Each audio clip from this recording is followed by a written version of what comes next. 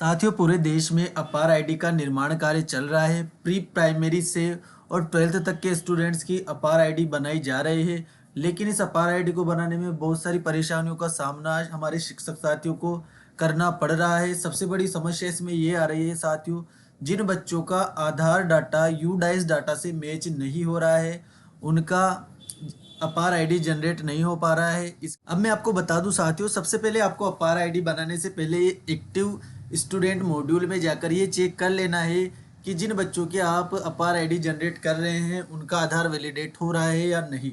यदि नहीं हो रहा है वैलिडेट, तो आपकी सहमति पत्र भरने की और पूरी डिटेल्स भरने की मेहनत बेकार जाएगी। इसलिए पहले आप ये चेक कर ले कि आधार वैलिडेट हो रहा है या नहीं। जैसे इस बच्चे का आप यहाँ पर देख सकते हैं, आधार वेरिफिकेशन फेल्ड हो रखा है, इसका आधार वैलिडेट नहीं हो रहा है। अब यदि मैं इसका फॉर्म भरता हूँ सहमति पत्र अपार आईडी जनरेट करने के लिए, तो इसका अपार आईडी जनरेट नहीं हो पाएगा। अब इस समस्या को कैसे दूर किया जा सकता है साथियों, वो भी मैं आपको बता देता हूँ। इसके लिए हमें सबसे पहले आ जाना है अपार मॉड्यूल पर। यहाँ से हमें जिस भी क्लास की अपार आईडी जनरेट करनी है उसका चुनाव कर लेना है साथियों। जैसे मैं कक्षा 3 का चुनाव यहाँ से कर लेता हूँ। सेक्शन और गो बटन पर सिंपली हमें क्लिक कर देना है। स्टूडेंट्स की लिस्ट हमारे सामने ओपन हो जाएगी। इस स्टूडेंट के हमारे आधार कार्ड का डाटा यूडाइस से मैच नहीं हो रहा है, स्कूल के डाटे से मैच नहीं हो रहा है, तो सिंपली हम इसके जनरेट बटन पर क्लिक करेंगे। अब यहाँ पर स्टूडेंट की बेसिक प्रोफाइल इंफॉर्मेशन यहाँ पर खुल चुकी है साथियों। आप यहाँ पर स्टूडेंट का नेम देख सकते हैं, इसके अलावा उसके फादर का नेम, मोबाइल नंबर, सारी डिटेल आपको यहाँ पर शो होगी। इसके अलावा साथियों आपको यहाँ पर नेम एज पर आधार कार्ड में जो उसका नाम है वो भी आप यहाँ पर शो करेगा, उसको आप स्कूल के डाटा से मिला सकते हैं। इससे पहले साथियों ये ऑप्शन था कि do you want to change Aadhaar details. यहाँ पर आपको ऑप्शन दिया गया था कि क्या आप आधार की डिटेल चेंज करना चाहते हैं, आधार में कोई बदलाव करना चाहते हैं। लेकिन साथियों अब यहाँ पर एक नया ऑप्शन शुरू हो चुका है, आप देख सकते हैं।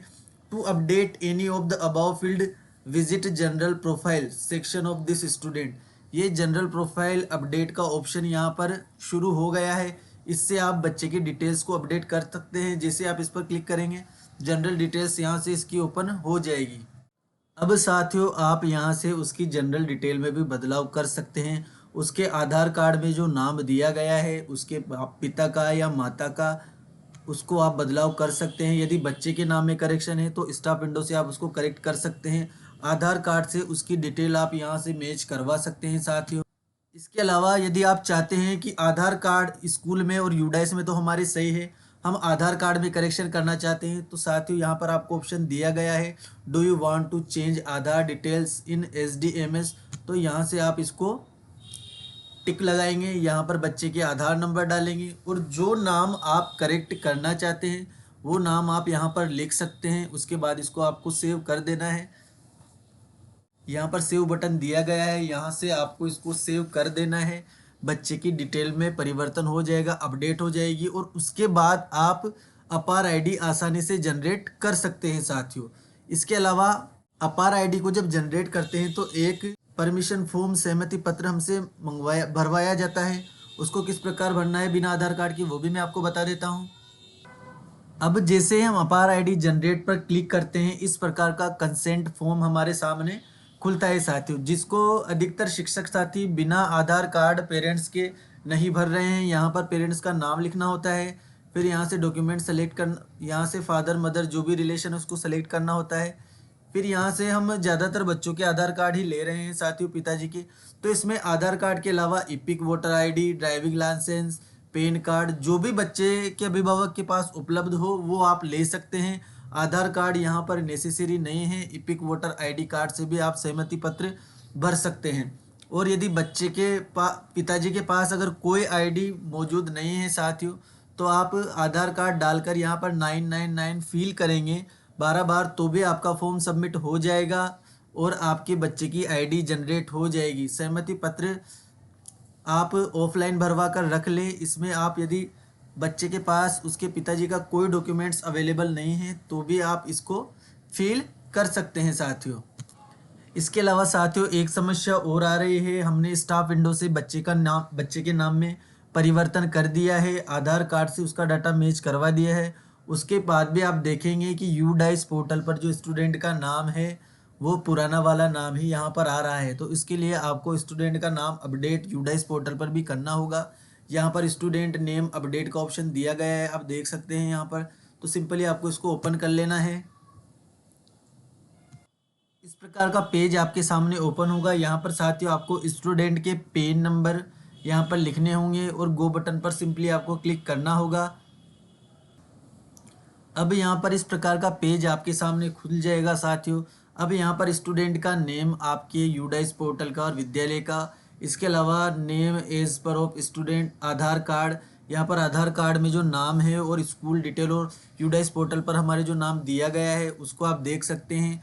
और इस प्रकार आप यहाँ पर उस नाम को लिखकर जो नाम आपको अपडेट करना है यहाँ पर उसको लिखकर अपडेट कर सकते हैं। जैसे आप अपडेट रिकॉर्ड पर क्लिक करेंगे आपका नाम अपडेट हो जाएगा। यहाँ पर आपको उसको लिख देना है जो भी आप नाम में बदलाव करवाना चाहते हैं साथियों, और सिंपली आपको अपडेट रिकॉर्ड पर क्लिक कर देना है। जैसे आप इस पर क्लिक करेंगे आपका नाम अपडेट हो जाएगा। उसके बाद आप आसानी से अपार आईडी को क्रिएट कर पाएंगे साथियों। इसके अलावा साथियों एक मोबाइल नंबर का एरर भी यहाँ पर शो होता है, तो आप जनरल प्रोफाइल में जाकर मोबाइल नंबर को बदल सकते हैं। उसके बाद भी आप अपार आईडी को जनरेट कर सकते हैं। बहुत सी बार समथिंग वेंट रॉन्ग का एरर आता है, उसके लिए आपको परेशान नहीं होना है, दोबारा लॉगिन करना है। और जब आप दोबारा लॉगिन करेंगे तो वो परेशानी आपके सामने नहीं आएगी, आप आसानी से अपार आईडी को जनरेट कर पाएंगे। लेकिन मुख्य समस्या यहाँ पर डाटा मिसमैच की हो रही है साथियों। तो इसके लिए साथियों आपको सबसे पहले यहाँ पर एक्टिव स्टूडेंट मॉड्यूल को ओपन करना है और यहाँ पर डाउनलोड एक्सेल शीट, इसको आपको डाउनलोड कर लेना है। इसमें सारे स्टूडेंट्स का डाटा यहाँ पर आपको शो हो जाएगा और किसका आधार वैलिडेट हो रहा है और किसका आधार वैलिडेट नहीं हो रहा है। इससे आपको बहुत सुविधा हो जाएगी साथियों। जिन स्टूडेंट्स का आधार वैलिडेट हो चुका है आप पहले उनकी अपार आईडी जनरेट करके रख ले, उनकी आसानी से 100% अपार आईडी जनरेट होगी।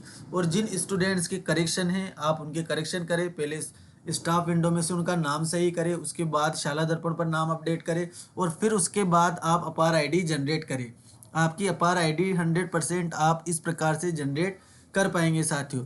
फिर भी साथियों अगर कोई समस्या आती है तो मुझे कमेंट्स बॉक्स में ज़रूर बताएं। वीडियो पसंद आया हो तो वीडियो को लाइक करें, चैनल को सब्सक्राइब करना ना भूलें। धन्यवाद।